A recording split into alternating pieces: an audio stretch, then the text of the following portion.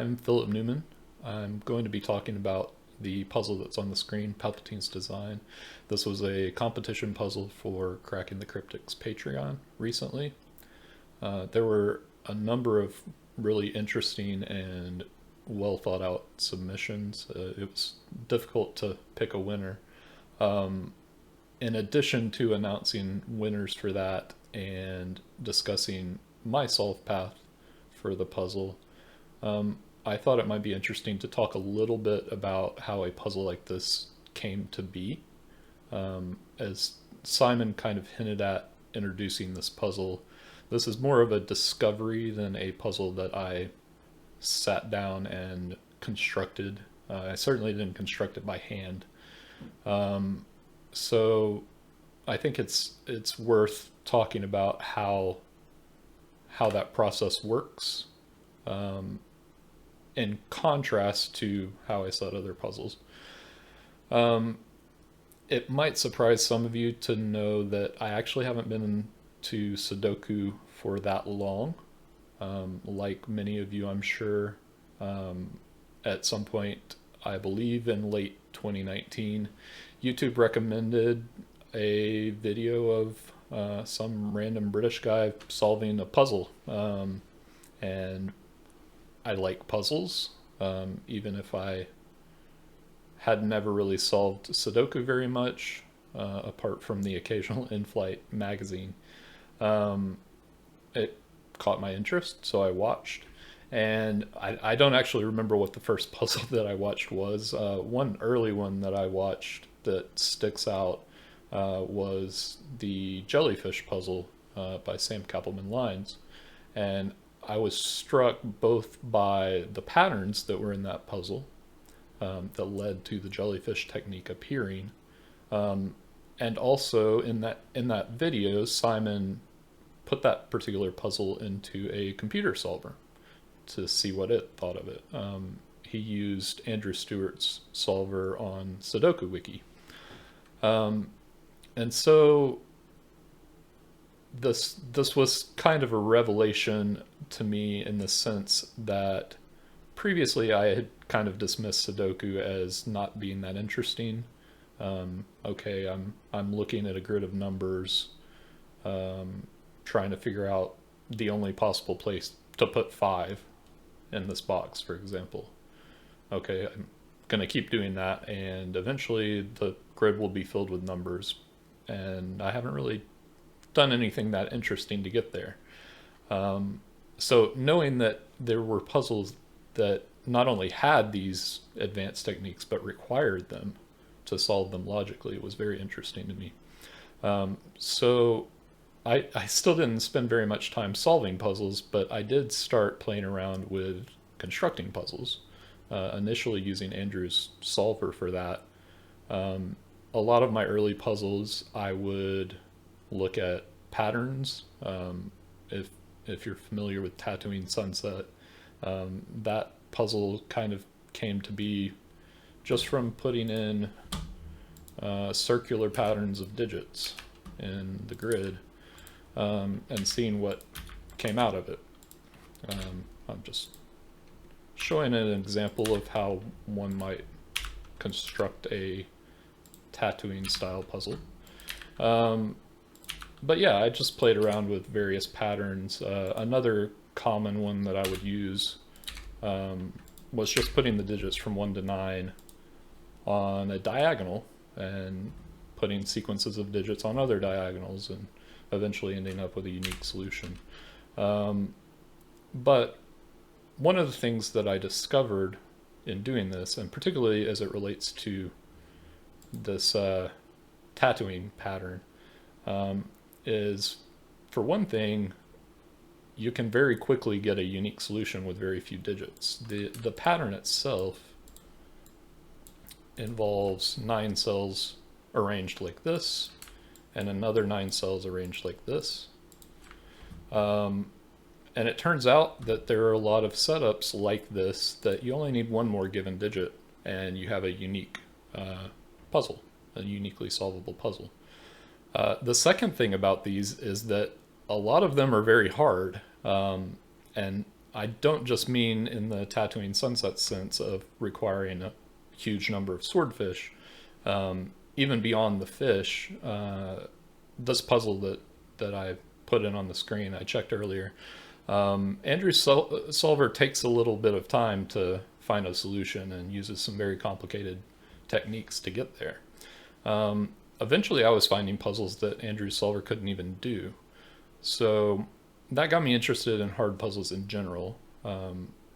If there are puzzles that defeat Andrew's solver, what other solvers are out there? What techniques do they have? What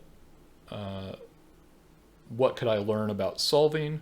But also, what could I learn about what makes a puzzle hard? So that was one thing that really got me into Sudoku. In the process, I ended up joining a forum, posting my first puzzles there. Tatooine Sunset was actually the first puzzle that I ever posted publicly. And became interested in the search for very hard puzzles. So I still set puzzles like this based on patterns. And there's still sort of a kernel of setting the puzzle logically.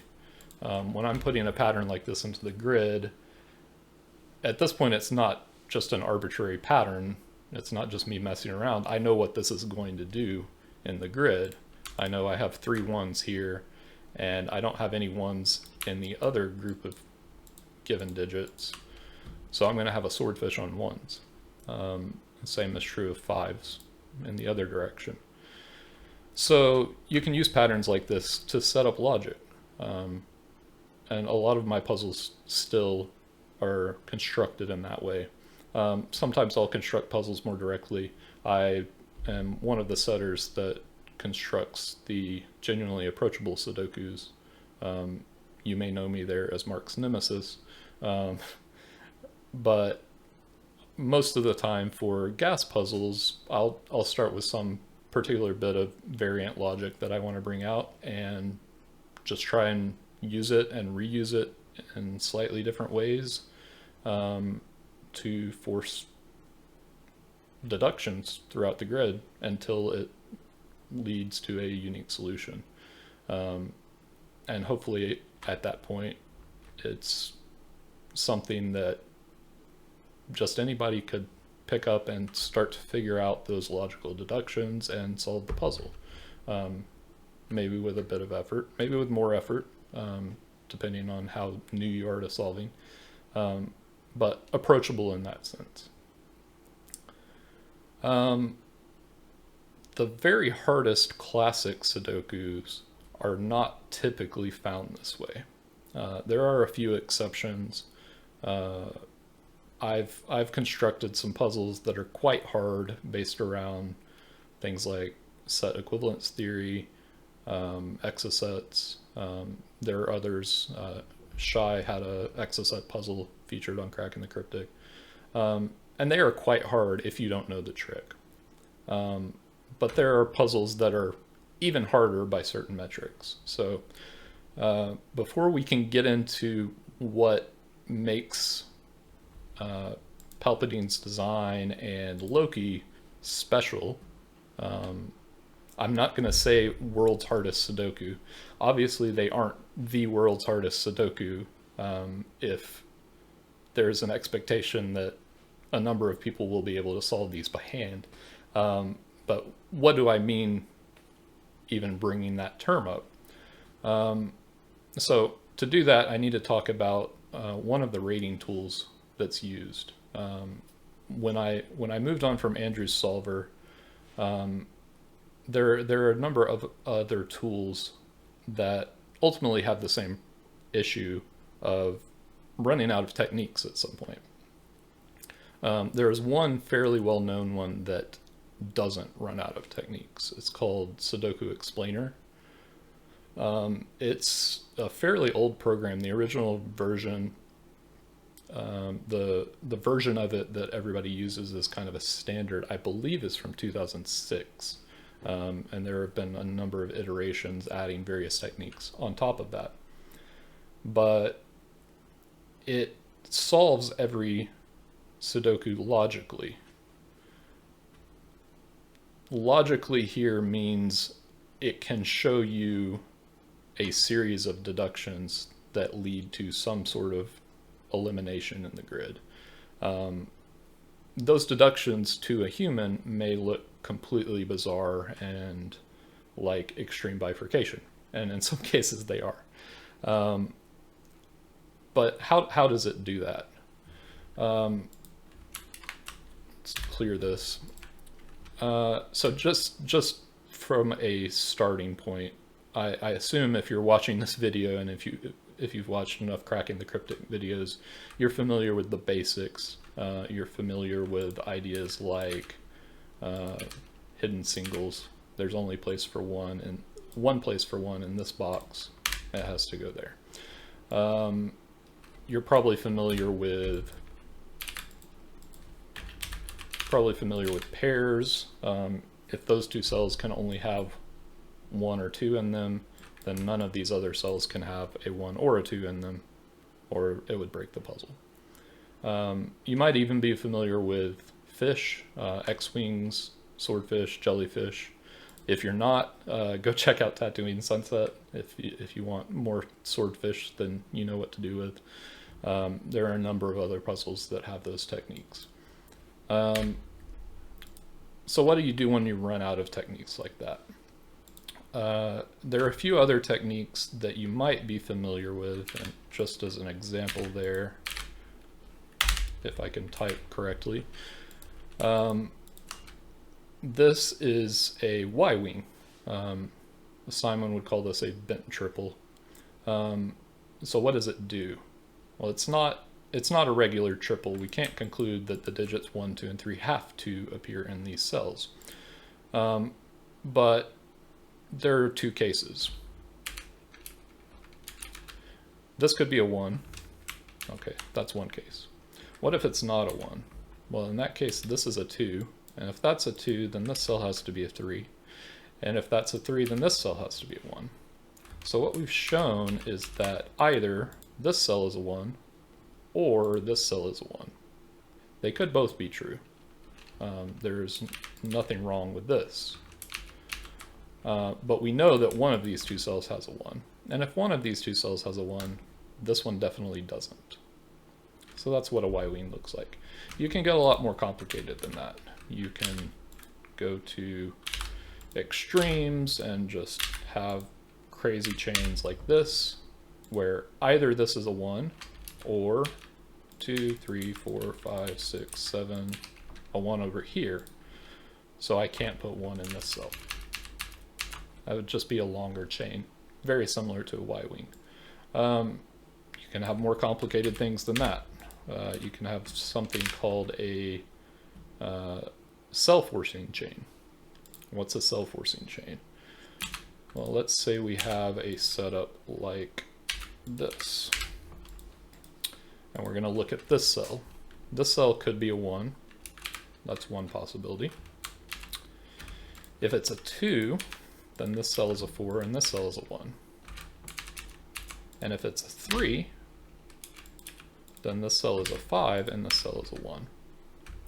So in all 3 cases, we had a 1 here, or we had a 1 here, or we had a 1 here. So this is definitely not a 1. So this is a more complicated chain.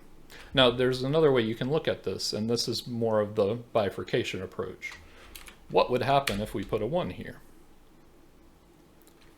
It feels like guessing if we don't have a reason to put a 1 there. But it is logical, and the way it's logical is if I assume there's a 1 here, I can deduce that this is a 5, that this is a 3, that this is a 4, that this is a 2, and now what can this cell possibly be? It can't be a 1, a 2, or a 3. So by assuming a 1 here, we arrived at a contradiction, so 1 can't go there. We can eliminate 1 from that cell. Okay, so this is what Sudoku Explainer aims to do. Once it's exhausted the basics, once it's exhausted things like pairs and triples and X-wings and jellyfish and even Y-wings, basic chains. It will go to progressively more complex chains. And I'm actually going to show an even more complicated one in a second. But based on this, it assigns a rating to each of those chains. It does so based on what type of chain it is. So the types of chains that I showed just now, we had a regular forcing chain where we just followed around the grid and ended up with a 1 in one of these two cells. We had a cell forcing chain where we've looked at all of the possibilities in this cell and found out that 1 couldn't go in the center. Those would be two different types of chain, and for Sudoku Explainer, the cell forcing chain would have a higher rating, a base rating, than the regular forcing chain. It also considers how complex the chain is in terms of how many candidates it takes into account, how many cells. The Y-wing that we started with that considers 3 cells is a lot simpler than the chain that considered all of these cells.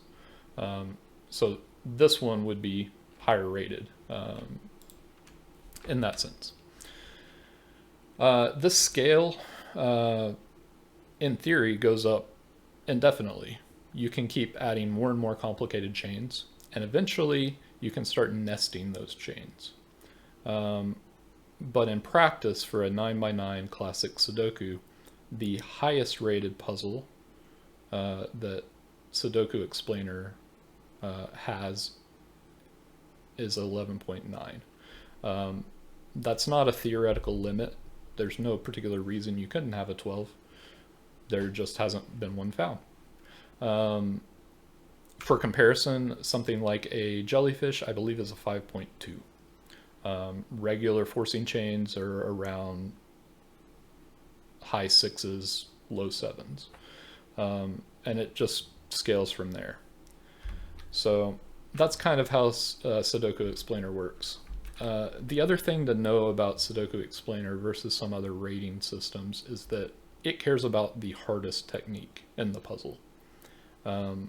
Something like Andrew Stewart Solver or Hodoku, they look at the entire solve path that they're able to find, and they give a value to each step and sum that up.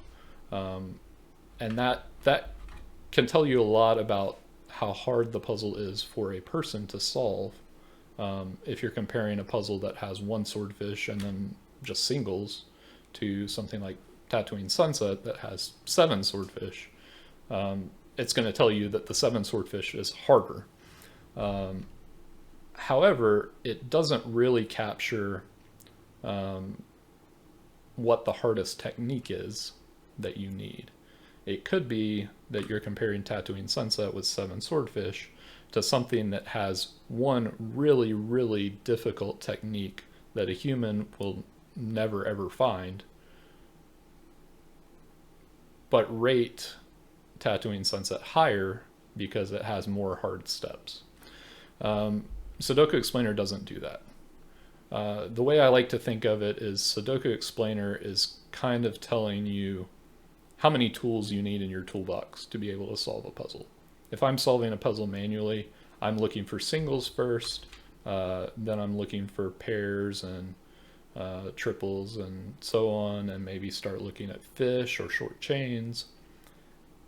The Sudoku Explainer rating is going to give me a rough idea of how deep into my toolbox I need to go before I'm going to be able to solve this puzzle.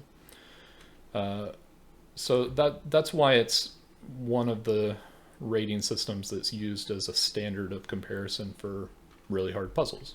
It's not perfect. It doesn't capture techniques that aren't chain-like. So things like set, that are more global counting arguments.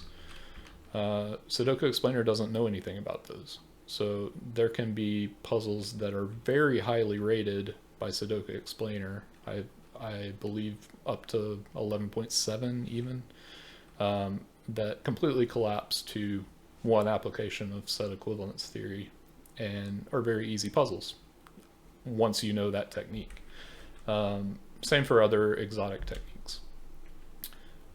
The technique in Palpatine's design and in Loki is another one of those exotic techniques that Sudoku Explainer can't really capture.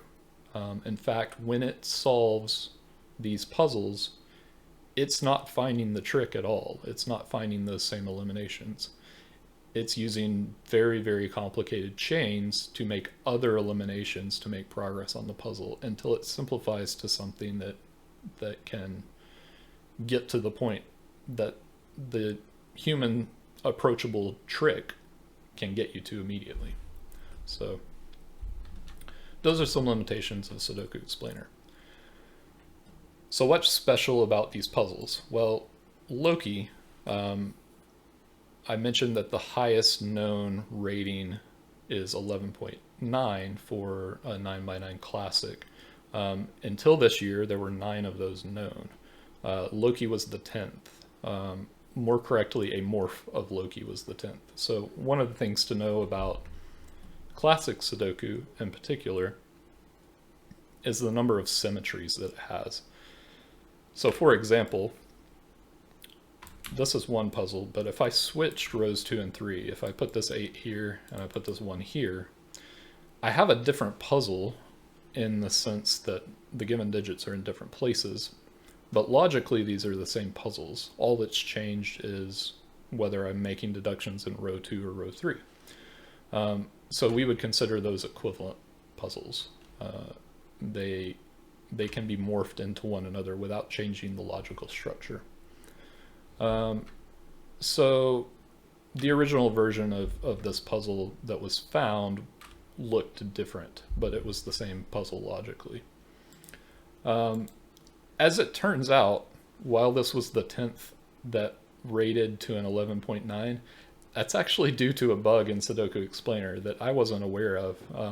It was pointed out to me on the forums that in certain cases, Sudoku Explainer will ignore chains that are available, and you can get a higher rating than you really should.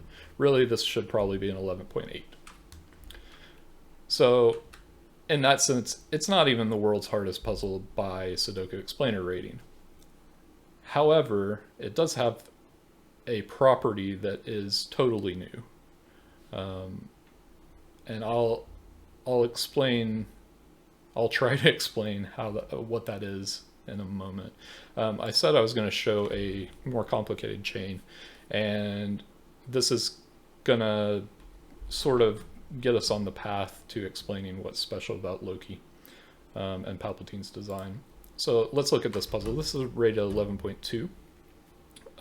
It has the hardest type of chain that Sudoku Explainer needs to solve a classic Sudoku, but it's the simplest version of that hard type of chain, and it's simple enough that I can show it hopefully in a clear way. We'll try. So what we're going to try and show is that this cell that I've highlighted, I'll put it in red, is not a 6. So we could try putting a 6 there and see what happens, and we'll do that in a minute. But this is how Sudoku Explainer proves it. If we focus on this green cell, row 6, column 4, it has 3 possible values, 6, 7, and 9. Everything else is ruled out. 1, 2, 3, 4, 5, 8. So what happens if this is a 6? Well, if this is a 6, then the red cell is not a 6. So we're done there. That's easy. What if this is a 7? Okay, well, it's going to eliminate 7 from some cells. I'm going to highlight these 3. Those are not 7. That doesn't really seem to tell us anything about this. And it doesn't directly. We have to use another chain to get the deduction that we want. So this is a nested chain in that sense. So we've assumed that this is 7. If this is 7, the gray cells aren't 7. So now let's consider where 7 goes in column 8. It has 3 possible places now. It can't appear here because green is 7. Okay, so what happens if this blue cell is 7? Well, now this isn't 7 either. And what we have is a 6-9 pair in the column pointing at this cell, which now can't be 6. Okay, that's good. That's what we wanted. What if this is 7? Well, now in the box, these can't be 7.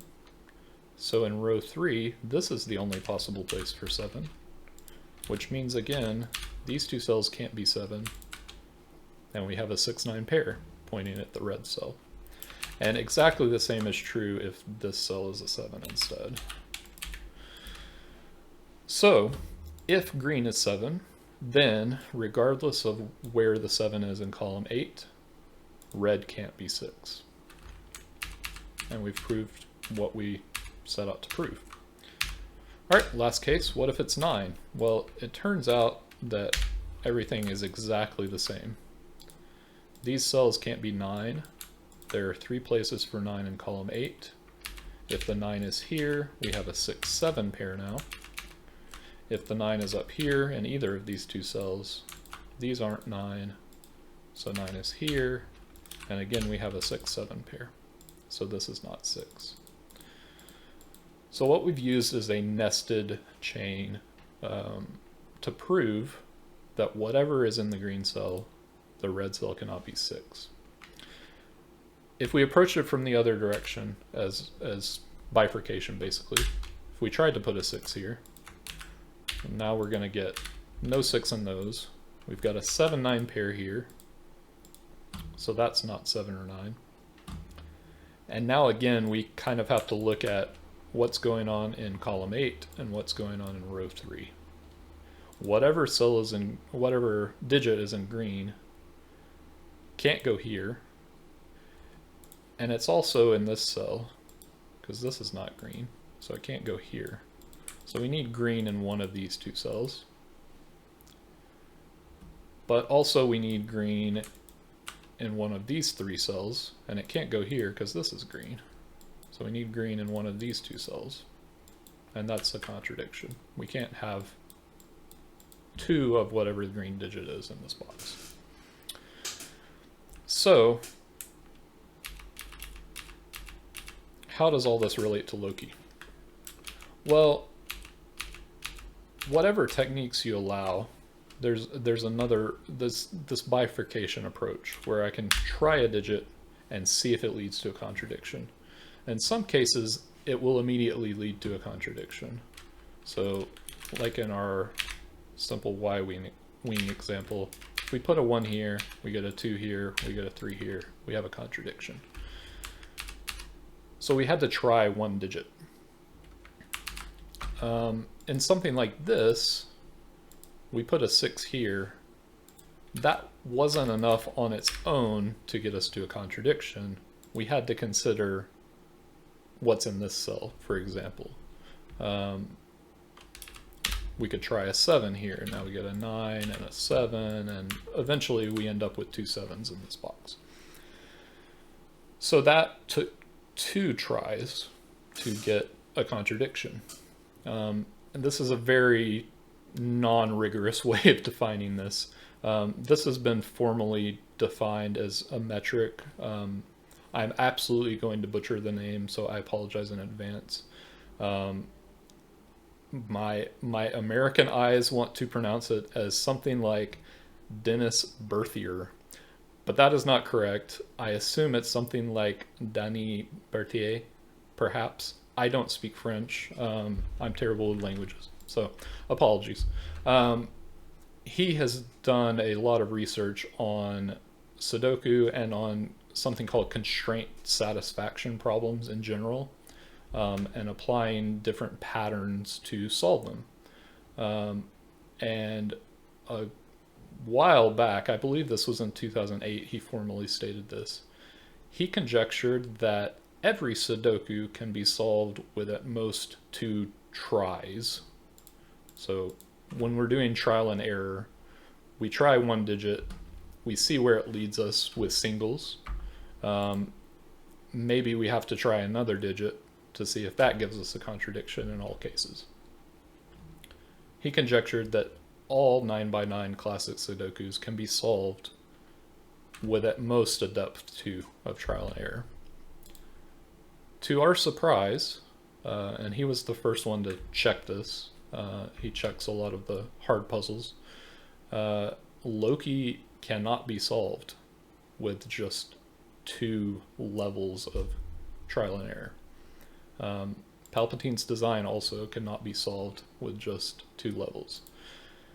So, in that sense, this class of puzzle is the world's hardest. It's the world's hardest for a specific type of computer algorithm that doesn't know anything about exotic patterns.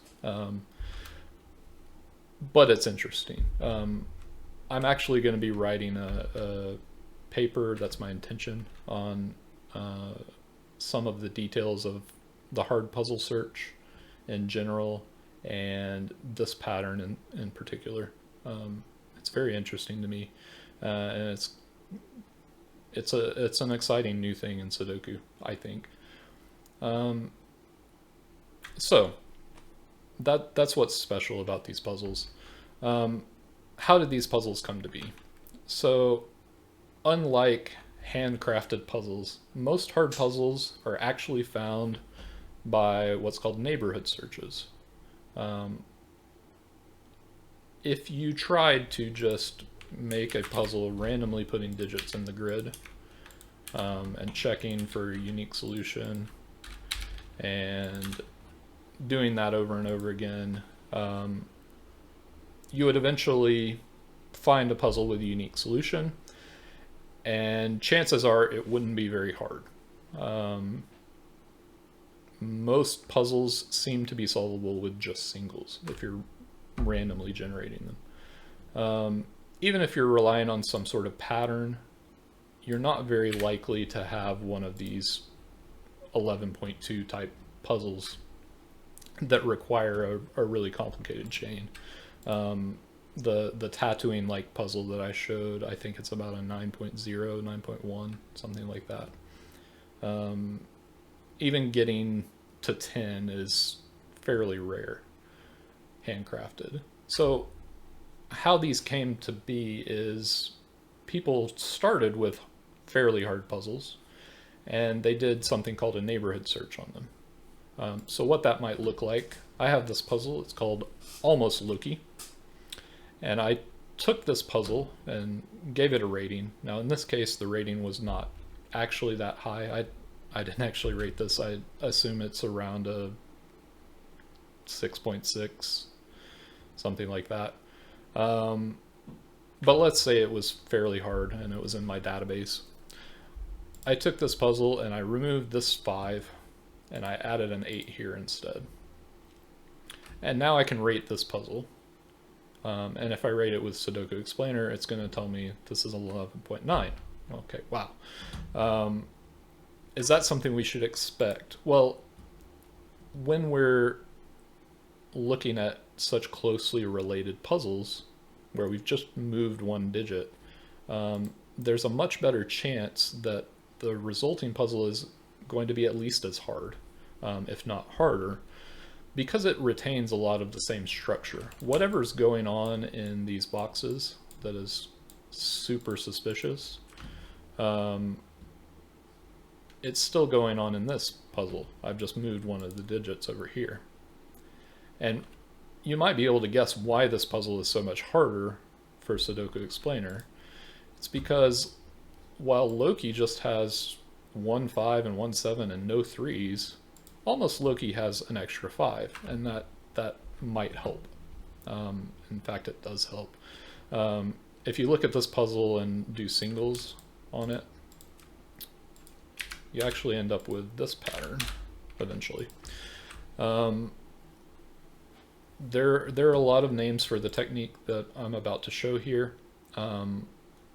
If you use coloring, let's say we color this blue and this orange, so this is blue and this is orange, you can call this a remote pair. This is similar to what Simon has referred to as Schrodinger cells. But the point is that these are both from 3.7 and they're different. So whatever I put in this cell can't be a 3 or a 7 because it can't be blue and it can't be orange. Another term for this is a bi-value autogon. And I'm bringing this up because it's going to relate to Loki, so if that sounds like a very strange name, hopefully it'll make sense in a minute. So what if I just had this? Well, we already said that this cell can't be from 3 or 7, but what if it was? Why is that a problem? Well, the problem is that pattern is broken. If we try to color this, again, let's say we start blue, orange, blue, orange. Uh-oh. We can't put blue here. And we can't put orange there either because we just put orange there. The point is that this pattern can't be colored with just two colors. It's not two colorable in a graph theory sense. So we have to go back to this point and say, okay, this 5 in this cell is the only thing preventing this broken bi-value autogon pattern. So it must be a 5. Okay. So how does that relate to Loki? Well, we're going to look at Loki first and then get into the solution for Palpatine's design. They're very closely related. So let's try and solve Loki. So if I look in box 5, we have 3 1s around it. So we can put a 1 here. We have 3 6s looking into box 8. So we can put a 6 here. We have 3 2s looking into box 6. So we can put a 2 here. In box 9, we actually have something a little different. We have all of these 9s and 8s. So wherever 9 and 8 go in box 9 is limited to column 8, but it can't be in row 8 because of these. So we actually have an 8-9 pair. Those are the only 2 cells in box 9 that can contain 8 and 9. Okay, so now we have this very suspicious pattern.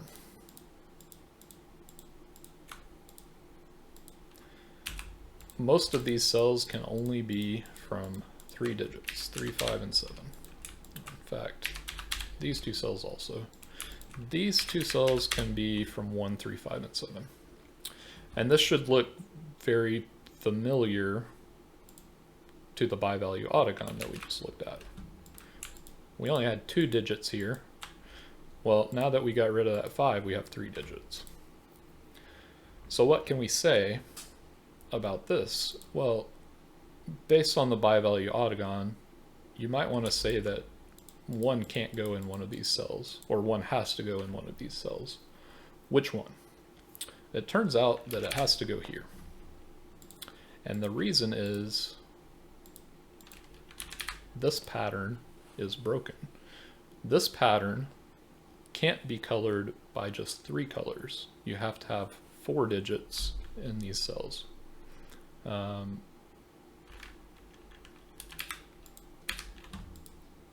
So since we have to have at least 4 digits in those orange cells, the only possibility for that 4th digit is that 1. Okay. So by extension from this bi-value autogon that we looked at, I took to calling it a tri-value autogon. This particular shape of it ranks referred to on our YouTube discussion series as Thor's hammer. So if you like quirky names for things, that's one you can use. Why is this broken though? That's the important thing. So let's come over here to our little sandbox grid. And there are a couple of different ways you can approach this. One is trying to color it and seeing what happens. Rather than using colors, I'm actually going to use digits. Let's say this is a 3. And we're saying that the orange cells can only be from 3, 5, and 7. So somewhere in these boxes, I need another 3. And these cells are limited to 5 and 7. So we can look at a few cases. What if the 3s are here? Well, if the 3s are here, then these cells are also limited to 5 and 7. And now we have a problem. What's our problem? Our problem is we have an autogon. And I'll give you a moment to look and see if you can find the autogon. I actually forgot to highlight a cell, that might help. So the autogon is here. We have 5 cells in a cycle that we are assuming can only contain 5 or 7. And we know that's broken. If we start putting a 5 here, 7, 5, 7, we don't have a digit for this cell. So it's a broken pattern. It turns out that no matter what you try with the placement of these 3s, if you try this, and sometimes you have to pick a digit here, maybe this is a 3, you will end up with a bi-value autogon on the other 2 digits, no matter what. So that's one way of proving it. That's the original way that I proved it. It's not very elegant because you're checking a bunch of cases, but it shows the relationship between the techniques. So the elegant proof for this, this is due to Ryakusha, Kosha. I don't know how to pronounce that either. I don't speak Japanese. I assume it's from Japanese. I don't even know that. His argument is what he calls parity flow.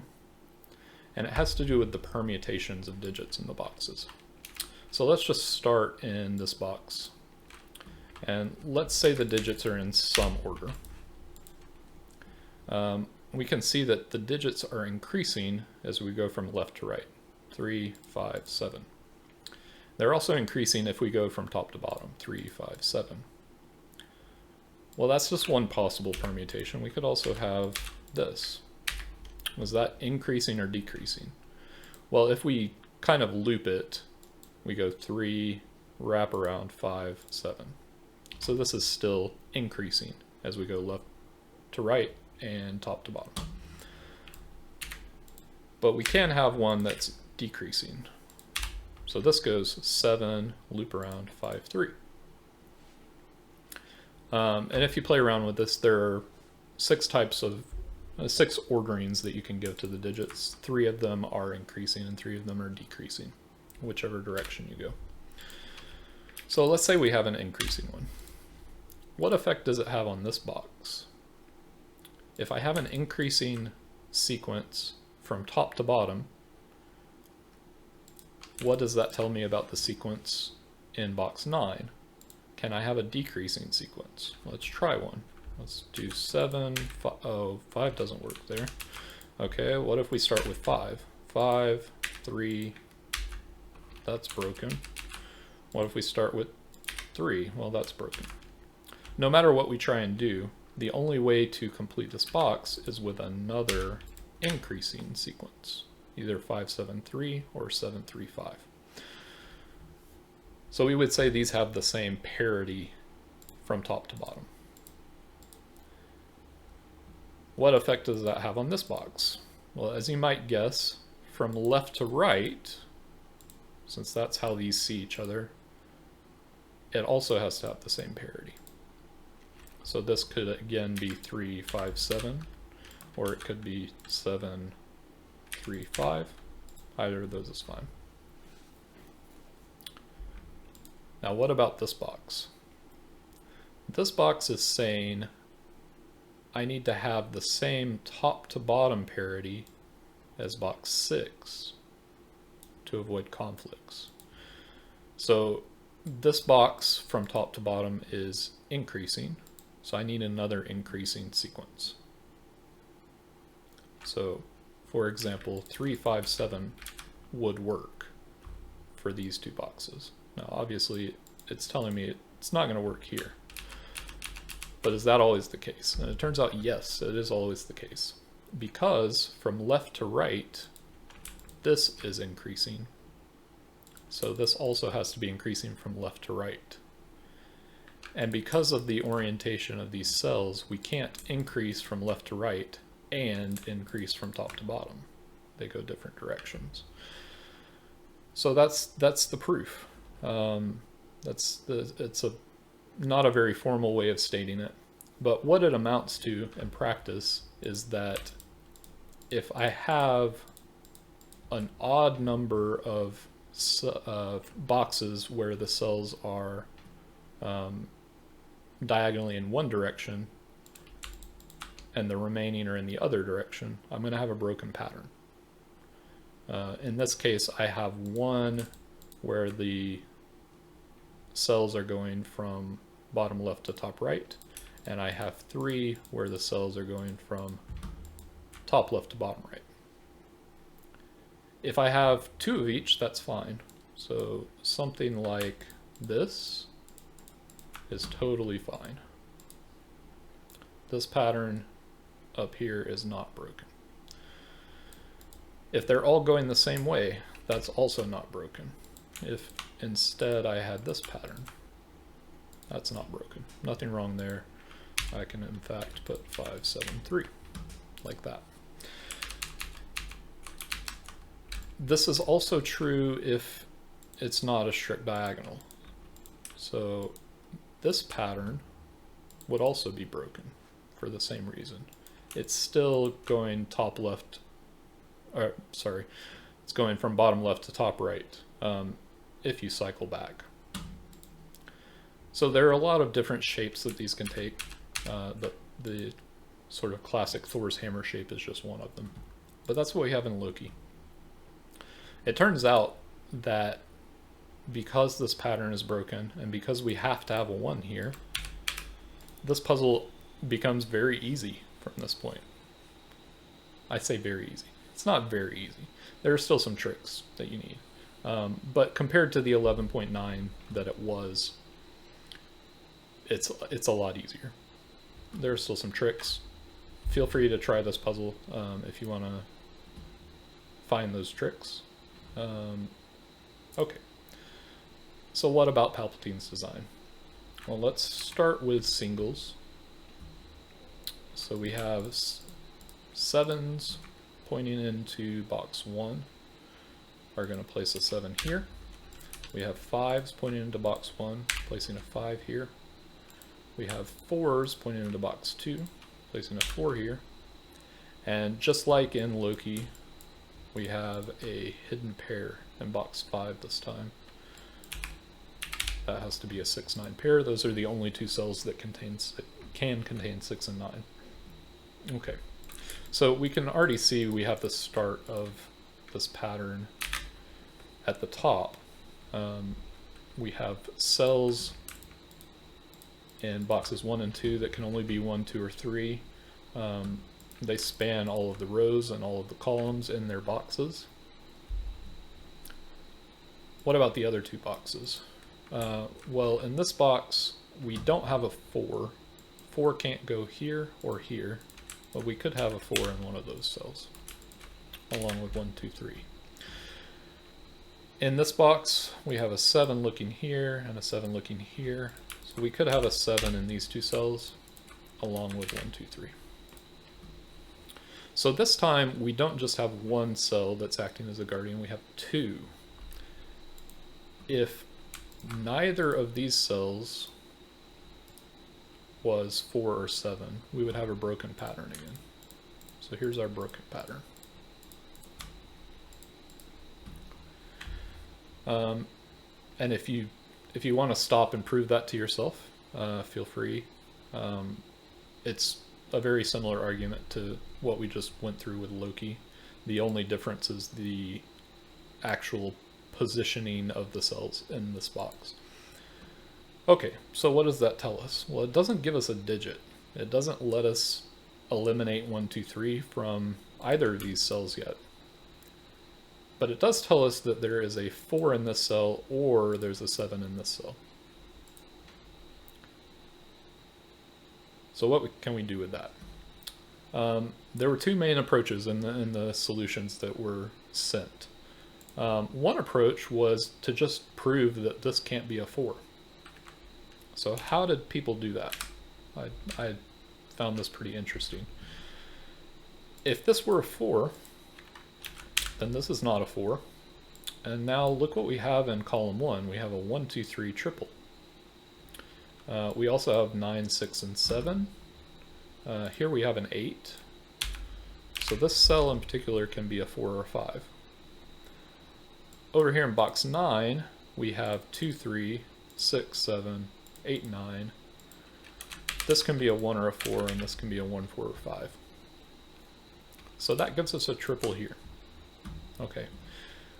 What about in this direction? We have a triple in row 5 as well. So this would have to be 7. But aside from that, this cell can now not be from 1, 2, or 3. It can't be from 4, 5, 6, or 7. So it's 8 or 9. Where do 2 and 3 go in this box?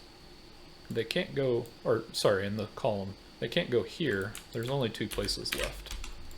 So that leaves us with 1, 8, 9 in those cells, and we have another triple. We have a 1, 8, 9 triple now. And there's our problem. Because this 1, 8, 9 triple is telling us that there's a 1 in one of these 2 cells. But this 1, 4, 5 triple is telling us there's a 1 in one of these 2 cells. And we can't have both be true. So we have a contradiction. The result of that is 4 can't go in this cell. It has to go in this cell. But to avoid breaking our tri-value autogon, this now has to be 7. And the puzzle kind of falls apart from there. So that was one way that people solved this puzzle, as sort of a 2-step, prove this is not 4, then use your basic deduction on the tri-value autogon pattern to say that this has to be 7. What's the other way? This is kind of the intended way to solve this. I'm going to get rid of that. These were our 2 cells. I'm going to mark in blue this time. One of them has to be a 4 or a 7. Okay. If this is a 4, then this is not a 4. We already saw what happened there. If this is not a 4, we had a 1, 2, 3 triple. If this is a 7, then this is not a 7, and again, we have a 1, 2, 3 triple. Another way of saying this is at least one of these has to be from 4 or 7, but they can't both be, because at least one of these has to be from 4 or 7. We already have 2 cells that are limited to 1, 2, 3, so these can't both be from 1, 2, 3. So exactly one of these is from 4 and 7, and exactly one of these is from 4 and 7. In that case, whichever one it is, we have a virtual 1, 2, 3 triple. These 2 cells plus one of these. So if we have that 1, 2, 3 triple, none of these cells can be from 1, 2, 3. And now we can go back to our 2 and our 3 down here. 2 and 3 can't go in these cells, and can't go in these cells, and now it can't go in this green cell. So we have a 2, 3 pair here. We again have a 1, 8, 9 here. So one of these has to be a 1. This is the same thing we had before, but we don't have the extra restriction in this row. So what does that tell us? That tells us the 1 is in one of these 2 cells, so it's not here. And we already knew that this couldn't be a 2, 3, 5, 6, 7, 8, 9, and we get our first digit. We know that this can't be a 1 now, or 2, 3, 4, 5, 6, 7, 8, 9, and we get a 5 here. Those digits plus the 7 here actually give us our 1, 2, 3 here. And we get a 4 here. So it's not in that guardian. 7 must be there. And from there, the puzzle solves pretty smoothly. I believe just singles even. So that's kind of the intended solution.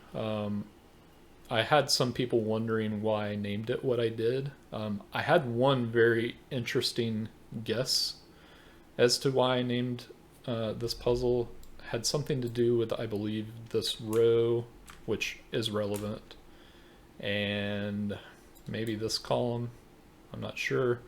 And somehow seeing Darth Vader in this, and I thought this was very funny, but not what I had in mind actually.